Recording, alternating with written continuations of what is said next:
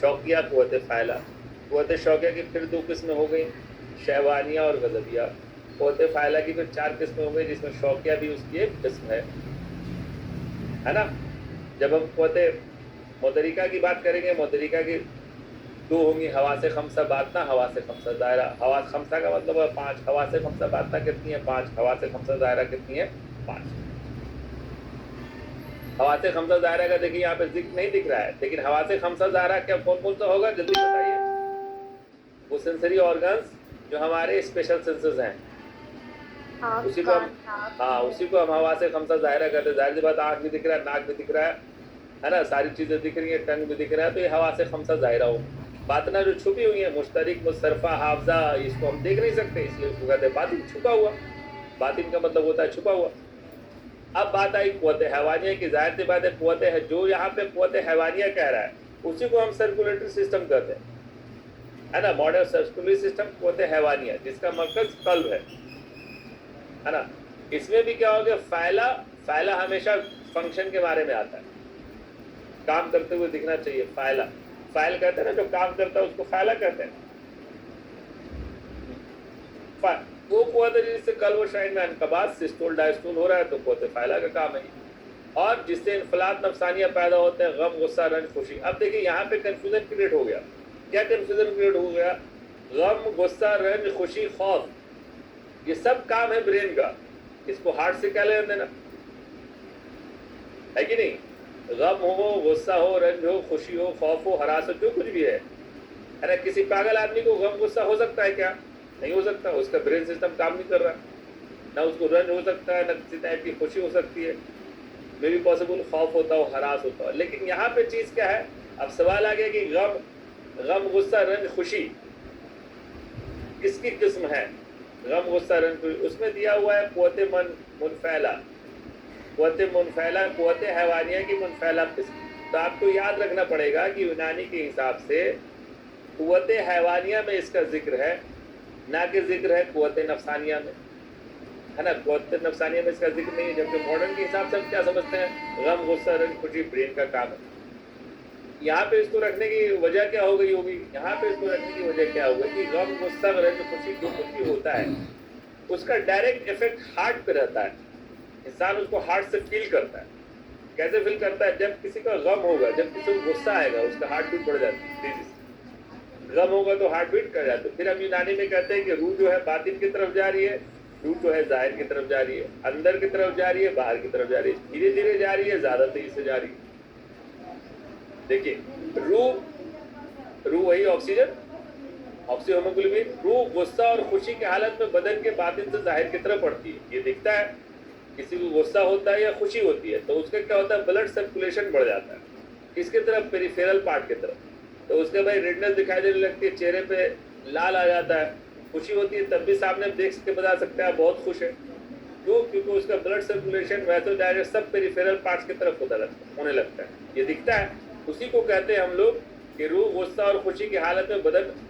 हाँ, अब इसमें और गम हो, खौफ हो, तो आदमी का बदन जो है पीला पड़ जाता है, साइनोसिस दिखने लगता है कि हाँ इसको जो है कोई प्रॉब्लम है। इससे क्यों हो रहा है? इसका ब्लड सर्कुलेशन जो है वो इंटरनल ऑर्गन की तरफ मूव कर रहा है, अंदर की तरफ जा रहा है, जाहिर से बातिन की तरफ, पेरिफेरल पार्ट से सेंट्रल पार्ट की तरफ जा रहा है ऑटोमेटिकली, है ना। ये भी काम है किसका? ऑटोनोमिक नर्वस सिस्टम में ऐसा होता है। आप गम है, गुस्सा है, कुछ भी हो, तो क्या ऑटोनोमिक नर्वस सिस्टम रिस्पॉन्स देगा। रिस्पॉन्स देगा तो क्या होगा? रूह यानी कि ब्लड सर्कुलेशन, जाहिर सी बात है, जिधर जिधर ब्लड जाएगा उधर उधर ऑक्सीहीमोग्लोबिन जाएगा, जिधर जिधर ऑक्सीहीमोग्लोबिन जाएगा उसी को हम रूह कहेंगे। जिधर ज्यादा ब्लड है, जाहिर सी बात है, उधर ऑक्सीहीमोग्लोबिन ज्यादा है, तो भाई वहां पर रेडनेस आएगी।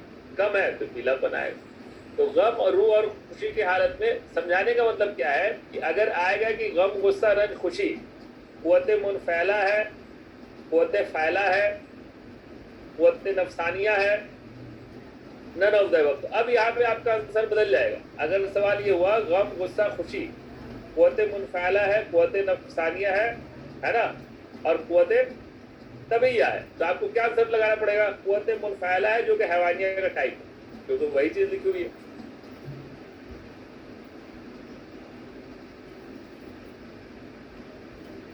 अब इसमें खुशी से जाहिर सी बात है गुस्सा और खुशी की हालत में बदन के बातें से जाहिर की तरफ आता है, ब्लड सब क्लियरली दिखता है, आदमी का चेहरा जो है लाल हो जाता है, पूरा बदन लाल हो जाता है ऑटोमेटिक नर्वस सिस्टम पे। और गम और खौफ की शुरू में अंदर, अब यहाँ पे एक में आएगा कि यहाँ पे लिखा हुआ नहीं है, अगर किसी को खुशी गुस्सा है, गुस्से के हालत में एक लफ्ज बहुत तेजी से पेरिफेरल पार्ट की तरफ आएगा और खुशी के हालत में बतदरीज आएगा, धीरे धीरे आएगा। इसी तरह से गम और खौफ, गम की हालत में रूह जो है बातिन की तरफ धीरे धीरे जाती है, बतदरीज जाती है ना। आज उसका मान लो फेल हो गया है, वो 2 दिन 4 दिन 5 दिन 6 दिन तक वो वैसे दिखेगा, है ना, जब तक उसका माइंड जो है बदल ना जाए। और खौफ की हालत में खौफ जो होता है एब्रप्ट होता है, अचानक होता है।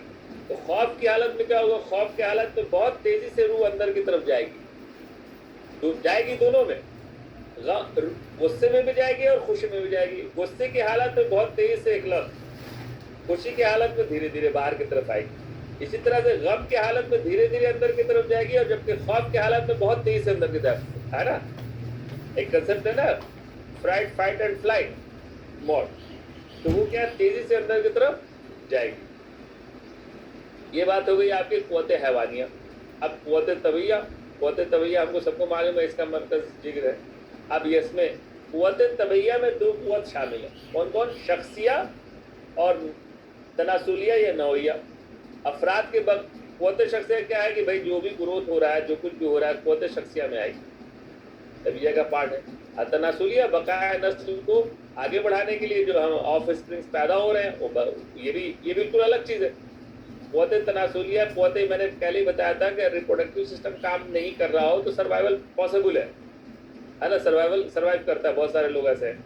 क़ुव्वत शख्सिया के बिना पे नहीं होगा, क्योंकि जो क़ुव्वत शख्सिया है शख्स को जिंदा रखने के लिए गज़ा में तसव्वुर करती है, ज़ाहिर सी बात है गज़ा से ही इसका रिलेटेड है। अब जब डिवीज़न करेंगे कि तो क़ुव्वत शख्सिया की 2 किस्में हैं, गाज़िया और नामिया। नामिया ग्रोथ के लिए होगा, गाज़िया जो है वो गज़ा में तसव्वुर करेगी। ये पूरा डाइजेस्टिव सिस्टम है।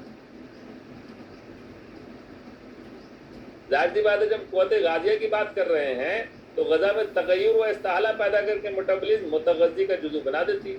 जो कुछ भी लीवर में काम हो रहा है, मेटाबॉलिज्म का जहाँ भी हो रहा है, वो सारा काम, ग्लूकोज ब्रेक डाउन हो रहा है, उससे गज़ा में तसव्वुर कर रही है, उसको ग्लाइकोजन बन रहा है, ग्लूकोनियोजेनेसिस हो रही है, ग्लाइकोलाइसिस हो रही है, 50 तरह की चीज़ें बॉडी में हो रही है।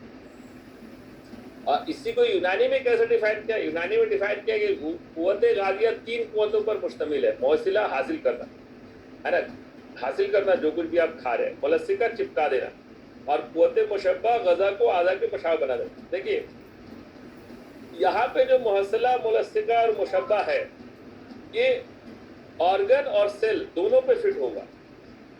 इवन सेल के पार्ट पे आप जब देखेंगे, जब हम देखेंगे सेल की स्टडी कर रहे होंगे, तो क़ुव्वत मुहस्सिला, वहाँ भी जो चीज़ अंदर जा रही है, सपोज दैट पोटेशियम अंदर जा रहा है ना, पोटेशियम अंदर जा रहा है, तो क्या हो रहा है, सेल उसको जो क्या है रिसीव कर रहा है।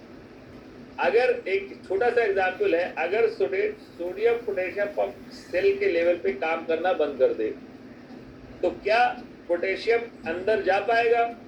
नहीं जा पाएगा। सोडियम चैनल बंद हो जाए तो क्या सोडियम सेल के अंदर जा पाएंगे? नहीं जा पाएंगे। तो ये सब जो सोडियम चैनल है या सोडियम पोटेशियम पंप है, ये सेल के जो इंडिविजुअल क़ुव्वत है, क़ुव्वत मुहस्सिला है। जब तक सेल के अंदर क़ुव्वत मुहस्सिला मौजूद रहेगी, यानी कि सोडियम पोटेशियम पंप काम करता रहेगा, सोडियम चैनल काम करते रहेंगे, उस सेल को सोडियम, उस सेल को पोटेशियम, उस सेल को क्लोराइड, उस सेल को कैल्शियम, उस सेल को ग्लूकोज, जो कुछ भी है वो हासिल करेगा और अंदर जाके वहाँ पे मेटाबॉलिज्म का काम करेगा, फंक्शन करेगा। एमाइनो एसिड है, प्रोटीन बनना है, तो ये किसकी क़ुव्वत हो गई? ये सेल के क़ुव्वत मुहस्सिला की क़ुव्वत हो गई, जो हर चीज़ को हासिल करेगी। क़ुव्वत मुशब्बा, उसको बनाना, है ना। उसके बाद जैसे जैसे भाई आप प्रोटीन डाइट ले रहे हैं, इस प्रोटीन डाइट से मसल फाइबर्स कब बनेंगे? मसल फाइबर तो वो कब जाके अटैच होते हैं? जब उसके अंदर क़ुव्वत हो उसी की तरह बनाने की। तो किसका काम हो गया? क़ुव्वत मुशब्बा का काम हो गया। एक ही तरह का शबाहत पैदा कर दो। मुलस्सिका, चिपकाने वाली, जब तक चिपकेगा नहीं तब तक उसकी तरह बनेगा नहीं। पहले आपने प्रोटीन खाया, वो टहल रहा है, मसल्स में जा ही नहीं रहा है, उसके साथ अटैच ही नहीं हो रहा है, उसके मसल फाइबर्स को इंक्रीज ही नहीं कर रहा है, तो क्या होगा, यानी कि मोलस्का चिपक नहीं रहा, मुशब्बा उसी की तरह नहीं बन जा रहा है ना। एक्सरसाइज करते हैं, प्रोटीन डाइट करते हैं, तो क्या होता है, मसल फाइबर्स का साइज बढ़ता है या नंबर बढ़ता है, जल्दी बताओ।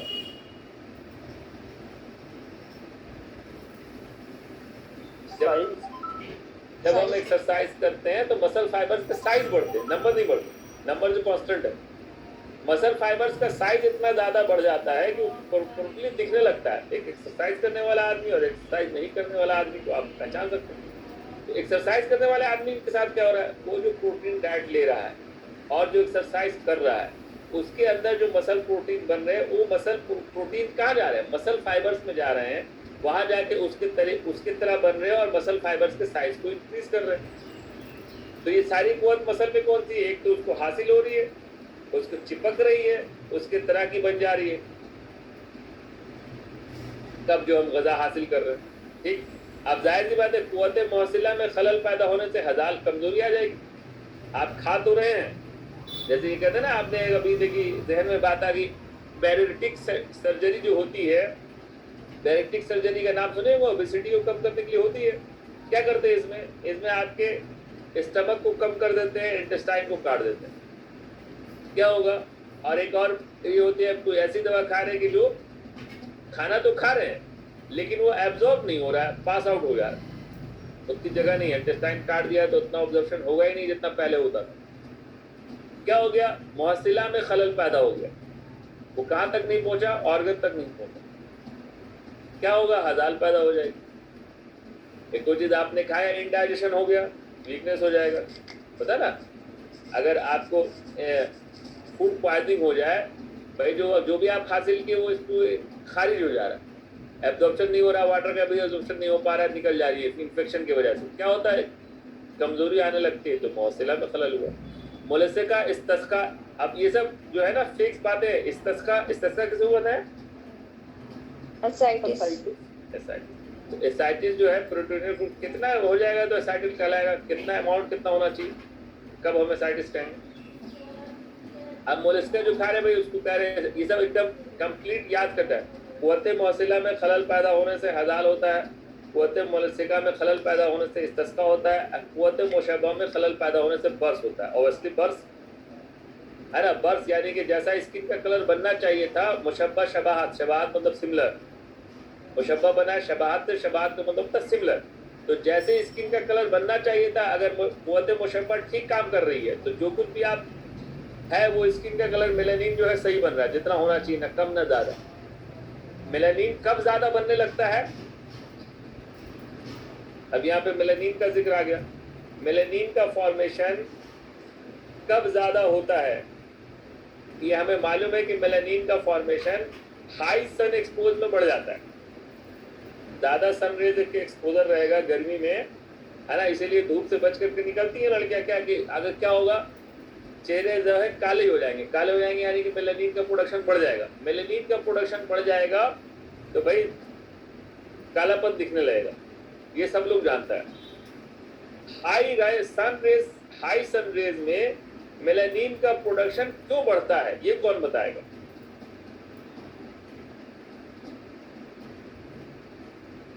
है ना, हम तो सब जानते, सबको एक्सपीरियंस है कि धूप में ज्यादा रहेंगे तो काले हो जाएंगे, सब लोग जानते हैं, यानी कि मेलानिन का प्रोडक्शन। लेकिन ऐसा होता क्यों है,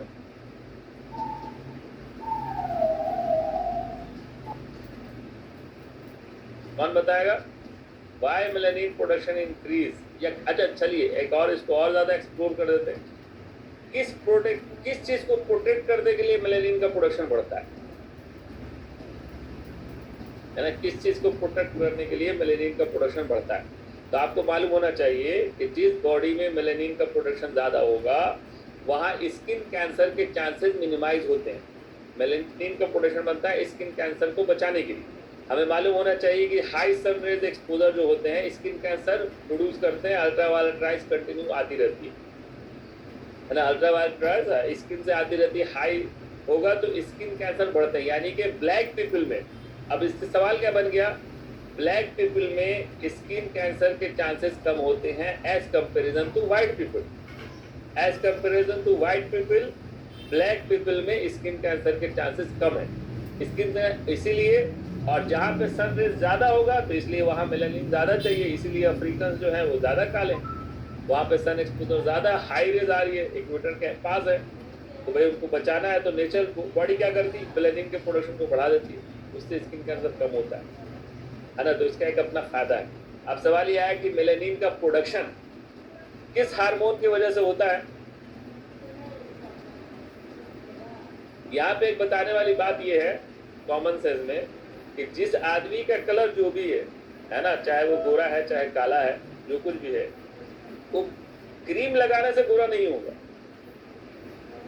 सन रेज प्रोटेक्शन क्रीम तो हो सकती है कि भाई उसके सन रेज को कम कर सके, SPF 5 पता नहीं क्या क्या आता है, वो क्या करती है, सन रेज के एक्सपोजर को बचा सकती है, लेकिन फेयरनेस नहीं होगी।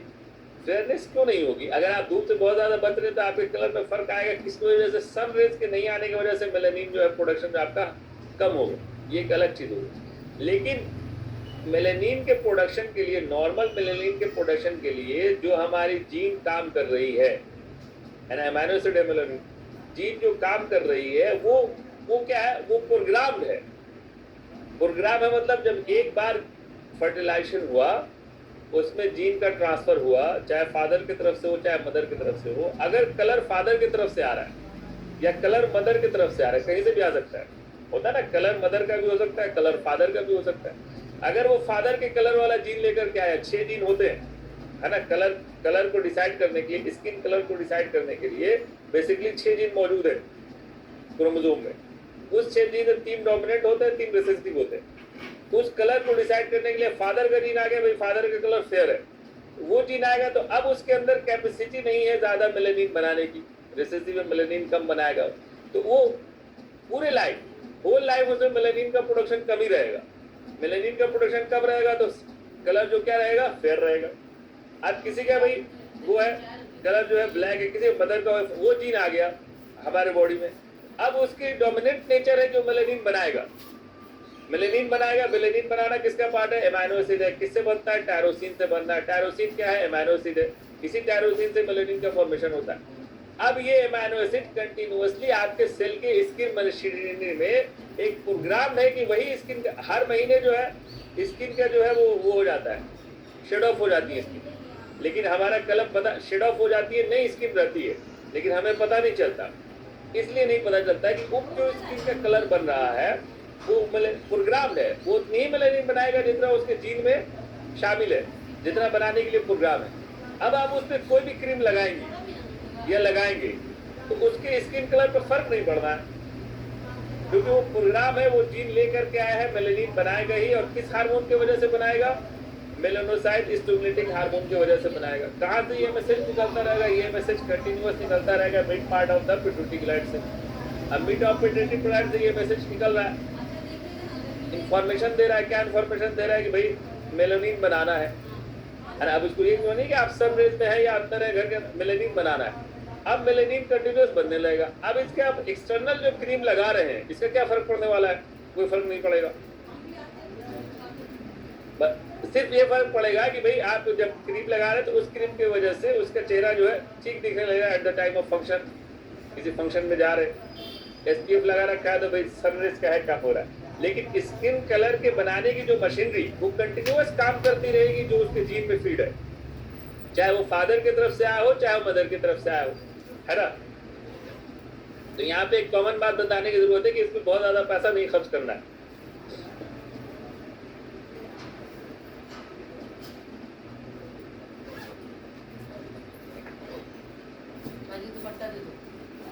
ठीक, अब हमें सबको मालूम है कि कुव्वत गाजिया मिजाज, अब कुव्वत गाजिया सीने नऊ में तहल्लुल से ज्यादा गजा हासिल करती है। जाहिर सी बात है ग्रोथ के टाइम में जितना तहलील हो रहा है उससे ज्यादा करेगी तभी ग्रोथ हो पाएगा, ये तो कॉमन सेंस की बात है। इसमें सीने नऊ में कुव्वत गाजिया तहल्लुल से ज्यादा गजा तभी ग्रोथ होगा। जितना वो खा रहा है उससे ज्यादा तहलील हो जाए तो ग्रोथ नहीं होगी। तो जाहिर सी बात है गाजिया जो है जब ग्रोथ जो है इक्वलाइज हो जाएगी एडल्ट लाइफ में, तो जितना गजा ले रहा है उतना ही उसका तहलील भी होगा, तो पता बराबर रहेगा, बॉडी जो है वही सेम क्या रहेगी, वेट भी मेंटेन रहेगा, सब कुछ मेंटेन रहेगा। वो नमू में क्या है, वेट बढ़ता रहता है, जैसे जैसे ग्रोथ होगी वेट बढ़ेगा। कहूलत में क्या होगा, शेखूकत में जाहिर सी बात है वेट कम होने लगेगा, तहलील होगा, जितना आप खाएंगे उससे ज्यादा तहलील होगा, नेगेटिव नाइट्रोजन बैलेंस भी कहलाता है।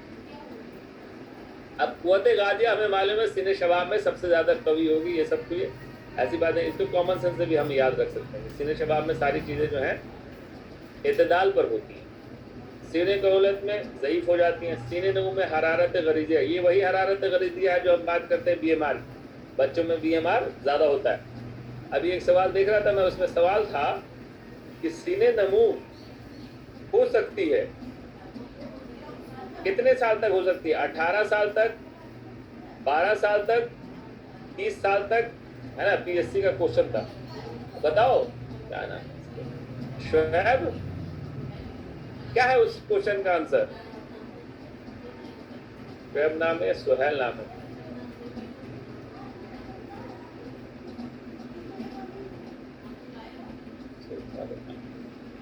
बताइए, पहले पढ़ा चुके हम सीने नमू। सवाल क्या है, ऑप्शन क्या है? 0, 18, 30 और 12।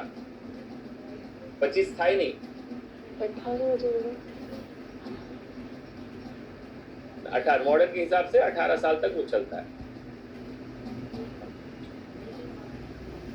और लिखा हुआ क्या है? 25 साल तक लिखा हुआ। अगर 25 साल रहता तो आंसर क्या हो जाता? 25 हो जाता। तो यही सब जरूरी है, ऑप्शन क्या आ रहा है उस पर ध्यान रखना बड़ा जरूरी होता है। मैदा और जिगर में दूरी को पाया जाता है। चलो अब हम लोग उसको है, हम लोग कुव्वते गाजिया यहाँ तक पढ़ लिए। कुव्वते गाजिया में सीने तमू में हरारत गरीजिया ज़्यादा होती है।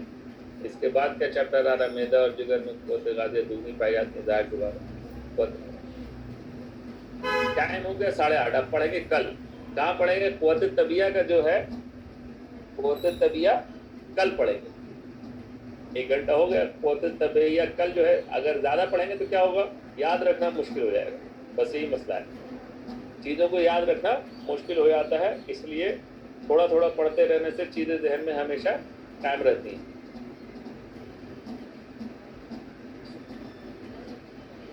ठीक है, फिनिश करें, सबके अपने अपने काम रहते हैं। कल इसको हम लोग कंटिन्यू करेंगे, और कल यानी कि कल पूरा वीक ख़त्म होने से पहले ये चैप्टर ख़त्म हो जाएगा। फिर हम लोग स्टडी करेंगे सीधे कहाँ? मौलिजात पे। जहाँ से सवाल आते हैं उसी को पढ़ेंगे। ये हमारे उमर तबिया के अब जो भी सवाल आएंगे इंशाल्लाह उसमें कंफ्यूजन नहीं होगा, आप लोग सही कर देंगे। अब उसके बाद हम उठाएंगे इसका मौलिजात का हुम्मियात पार्ट, जो कि बहुत इम्पोर्टेंट है। मौलिजात का हुम्मियात पार्ट मॉडर्न को रिलेट करते हुए, है ना, जिससे कंसेप्ट क्लियर रहे और याद हो। ठीक है, कल हम लोग यही पढ़ेंगे। कल फ्राइडे है क्या? जी सर। हाँ, तो कल फ्राइडे है, कल हो सकती है क्लास लंबी हो जाए, इसलिए कि चैप्टर खत्म करना होगा।